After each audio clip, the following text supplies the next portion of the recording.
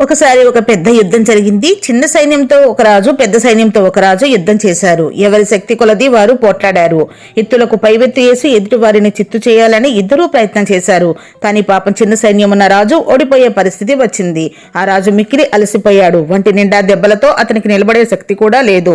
తాను నెగ్గడం ఎటూ కుదరదని తెలిసి ఆ రాజు మెల్లగా పక్కదారిన పారిపోయి దగ్గరలోనే ఒక గుహలో దాక్కున్నాడు. అక్కడ అతనికి ఒక సాలీడు కనిపించింది. అది కింద నుండి పైనున్న తన గుటికి చేరుకోవడానికి ప్రయత్నం చేస్తుంది. కానీ అది కిందకి పడిపోతుంది. ఒకసారి కాదు, అనేక సార్లు అది కింద పడిపోయి అయినా తన ప్రయత్నం మానక 17వసారి తన గూటిని చేరుకుంది. దాని పట్టుదలను చూసిన రాజుకి జ్ఞానోదయం అయింది. ఎన్ని కష్టాలు ఎదురైనా పట్టుదలతో కార్యాన్ని సాధించాలి అని నిర్ణయించుకున్నాడు.